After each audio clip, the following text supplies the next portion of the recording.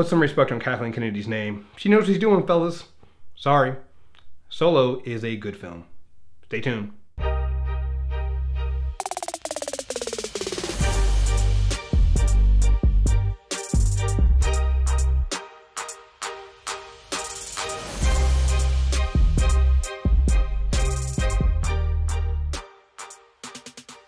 What's up, everyone? Chris here from MTR Network, and I'm back to review Solo, a Star Wars story.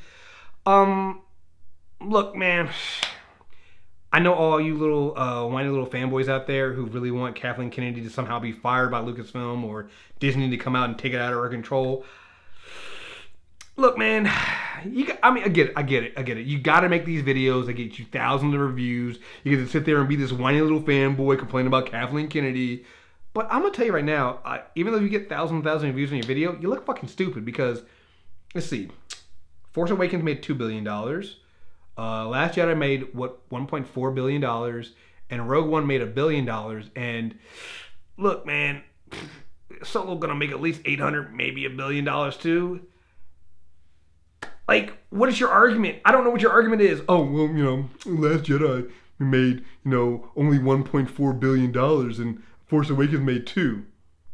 So you'd think that they give a fuck that... You're arguing about billions here, guys. One film made 1.4, 1.5 billion. Other one made $2 billion. At that point, I don't think she cares. But hey, look, do you get your videos out? I know you got to do what you got to do. Kathleen Kennedy's going to keep rolling in fucking money because she hasn't. This is how I know Kathleen Kennedy's good at her job. When she fires these directors for not doing the right thing or has a problem with them, they usually come back out and apologize to her. Like, Ron Howard shot 70% of Solo over again. Can't really tell, first of all. And, yeah, the previous director was just like, well, we're not even going to challenge about getting the director credit. No, we're sorry. We fucked up. But, guys, I'm sorry. Just, like... She's bringing the money in, and until she stops bringing the money in, I don't think it's going to care. And Solo is that film. Solo works. It's good. There were a lot of complaints that talks about, the reshooting. They lost the director. Ron Howard had to come back in. First of all, if you have Ron Howard in your back pocket just to come in and reshoot your whole film for you, you got juice. I'm just saying. You got Ron Howard as your backup director. You got a little bit of juice. But it worked. Like Eldon Ehrenreich, I know that people were saying that, there's a whole rumor that they brought an acting coach in for him and he couldn't act. Nope, he can act. And it seems like what they were really doing was they were trying to get him to really emulate Harrison Ford. And he does. He feels like a young Han Solo. And this film and him, he's charming. He seems very naive because he's a young Han Solo. And you get this idea of this is what Han was when he was younger. And what I love about what they did with Eldon and how he plays his role is they play it in a way so that you can see how Han tries to pretend that he's this gangster, that he's this outlaw thug, and that he doesn't care about anybody. But, and this is not a spoiler because this is Han Solo, Han ends up doing the right thing most times. Like, think about it. Episode 4, he came back. In Episode 5, he was still there when he should have gone a long time ago. Like, Han always sits there and he tries to play this hard ass. He tries to play like this person who doesn't care. But we know that's not... He does care. And you see that aspect in this young Han Solo. And you see where it comes from. But you also see where he gets a little jaded. You see where he becomes he got to be careful of who he trusts and things like that.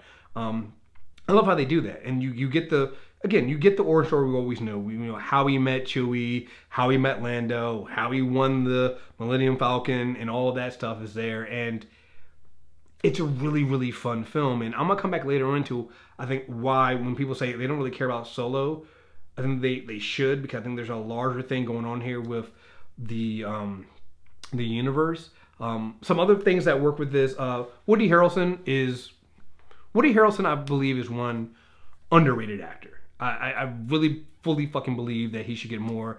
I know he was just up, they were talking about him for, I don't know if he ended up getting nominated for, but I know they were talking about nominating him for his role in 3 Billboards. I personally thought he should have been not for that, but for War for the Planet of the Apes. Like, when Woody Harrelson's in a film, he is great. And in this film as Beckett, he is great. He just, like, you can see this is somebody who Han will look up to and say, I want to be like that guy here. Thaddeus Newton's in the film. She's great. Emilia Clarke, you know, she's actually in this film a lot more than I thought she was going to be. And I don't know why I thought that, but I guess like the TV spots in the trailers don't really tell you a lot about what's happening in this film or what's going to happen in this film. And I think you'll be very, very surprised. But she's great in this film. Obviously, a lot of people were like, "I'm coming only for Lando." Get it? You come for Lando, you're gonna stay for everything else. But Donald Glover, it's what they've done with the casting of Han and the casting of Lando is they really were able to go and get actors who could emulate those older actors. And I think that's something really, really difficult to do. I think it's difficult to, again, it's one thing to do a prequel, but it's another thing to do a prequel where you got younger actors playing what older actors used to do or what actors we've seen before. It's really hard to nail that. And I think, again, that's probably why they brought the acting coach in for Eldon for Harrelson Ford, because you got to think about it too. Ford also, I'm pretty sure Ford was the best actor on that set. He also probably improv a lot of stuff, and he just did things with it's Ford. It's Harrison Ford. It's like he Harrison Forded it up. And so that's probably a really hard person to emulate in a film where you're trying to be somebody who kind of goes off the cuff and just does things on a whim. It's probably really, really hard. It's funny because Ford really is Han Solo in that Han likes to improvise and make things up as he goes along. So that is kind of what Ford kind of sometimes does with his acting. And so I can see how that was hard to do. With Lando, again, Lando's not as much screen time in the previous movies as like Han is, so that's probably a little bit easier for Glover to do. But again, Glover's just smooth. I mean, he's just smooth, and he gets that smooth nature of what Lando and with the Lando we've seen from Billy D. Williams. He just nails that, and I think that's just part of who Glover is. So the casting there is really, really great, and you're gonna love him when he's in the film. Let me make sure I get her name right. Phoebe Waller-Bridge plays. Look. Something about doing a Star Wars film, you have to have a really good droid character. And L337 is like that droid character. I cannot for the life of me remember the droid's name from Rogue One. But just how that droid was just like the steam sailor and was so funny. L337 in this film is who steals this fucking movie. And that droid is so fucking hilarious. It's like, she's like a radical droid that wants to lead like a droid revolution against like the fleshy ones. It's like, it's the way she acts. She literally acts like she literally acts like humans are her slave masters. She doesn't want to be called by her slave name. It is absolutely hilarious. There's a scene between her and Kira in the Falcon. They're having a conversation, and if you weren't looking there and you were just hearing them talk, you would think it's just a talk between two women, and then you were like, wait, that's a droid. What is that droid talking about? What are we? It is steam sailor, great, awesome, totally hilarious.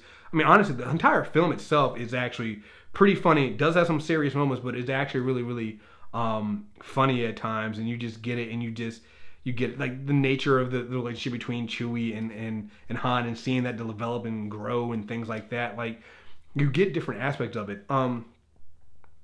I think this is the biggest thing for me is, I would say a lot of people sit there were like, I'm not really excited to see a Han Solo film. It's not what I want to see. I don't really care about Han and things like that. And I get that. I really do. But let me back up. Like, so a lot of the complaints I've seen from people are that, hey, Disney bought LucasFilm. They're making these films up. They got rid of all the extended universe stuff, and they're wiping it all out. I'm really sad about that. I put a lot of commitment into that stuff, and I get that. I get when you have all these stories. Like, look, I played Old Republic, so I know all that stuff I believe is wiped out too. I get that there's a lot of stories and a lot of time was spent between the 70s and now what people have made.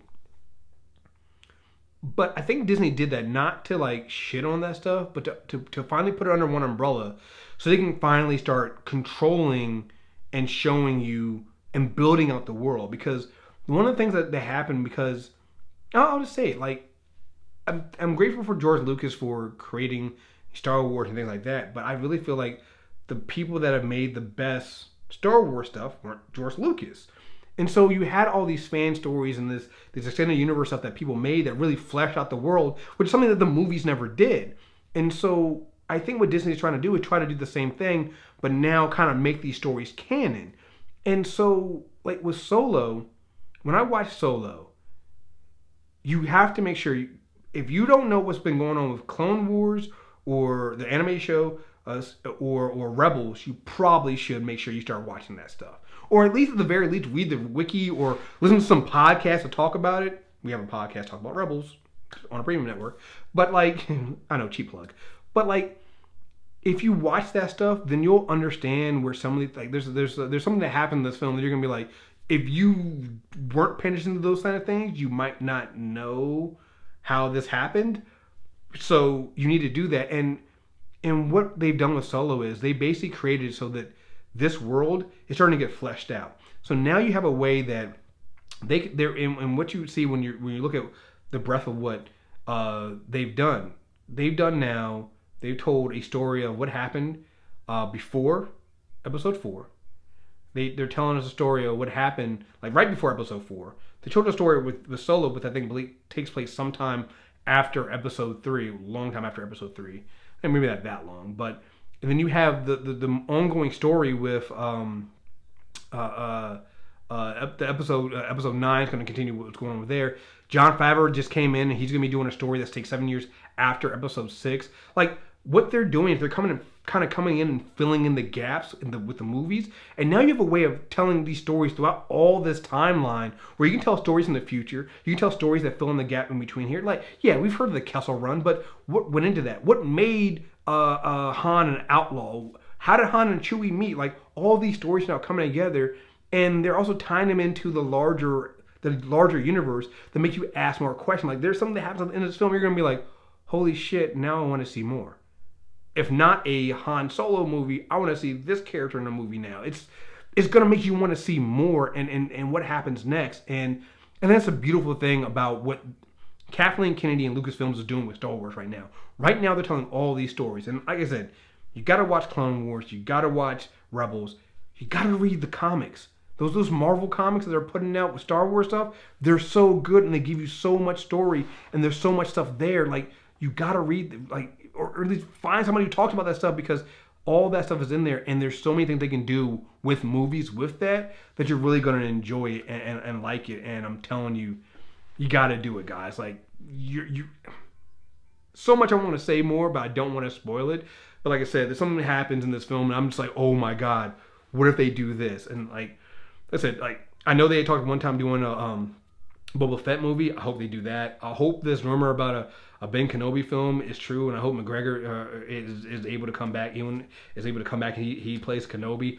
I think there's so many stories they can tell and do this shit. I hope there's a Darth Vader film. Like, I'm reading the Darth Vader book right now that takes place right after Episode 3. I hope they make something with that into a movie. Like, there's so many things they can do and it's really fun. The last thing here, and it's near and dear to my heart because I think Disney, when they bought these stuff, and I think Disney is one of the studios that's listening the most to people who are asking for inclusion and diversity. We know, I believe her name was it Victoria Mahoney? Let me make sure I got the name right. I believe so. Got to make sure I don't want to mess anybody's name up here. Yeah, Victoria Mahoney. She's going to be the second unit director for Episode 9 with J.J. Abrams. And that's huge. She's the first African-American woman to direct a Star Wars film. Yeah, it's just second unit director, but that's still huge. In this film, you have Fatty Newton as a black woman in this film. You have women all throughout this film. It seems like a small thing, but looking at the extras and seeing that there are black and brown people and people that are non-white in this and around this, I think it works for me. And I love that. And I love that they're including the stuff in there and that they've heard people ask for this stuff and they're responding.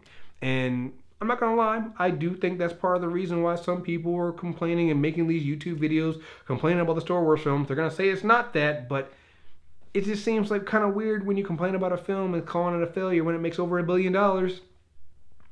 Just saying, seems kind of like you're full of shit. So, but yeah, folks, Solo Star Wars story, I love it.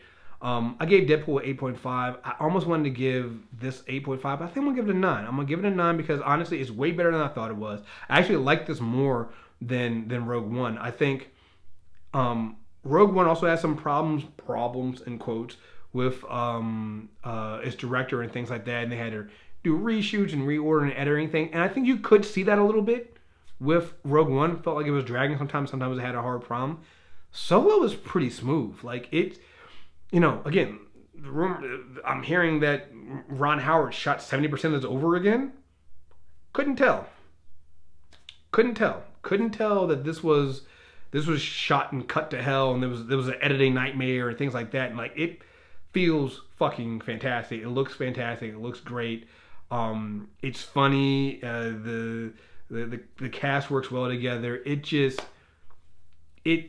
It feels like Star Wars. It feels like Solo, and like our theater clapped. They enjoyed themselves. It's like I think that's the thing that kind of got some people. I don't know this. I think some people were worried that it's not gonna feel like Star Wars, and it does. And what's great about Solo is going into a little bit back into what I was saying about it building out this world. It doesn't deal with the Empire as much as you think it would. And so it, again, opened up this world of there are more problems out here in the Star Wars universe than just the Empire. And again, it makes me excited. It makes me excited for what they can do with this Star Wars cinematic universe, if you will, which is taking place in 3 different time periods, where you have the right before, you have the in-between time, in between when the Empire became the Empire, after Luke blew up the Death Star for the 2nd time, and then you have whatever going on with Rey and Kylo Ren in the future. Like, I think there are so many things here and so many stories you can tell here.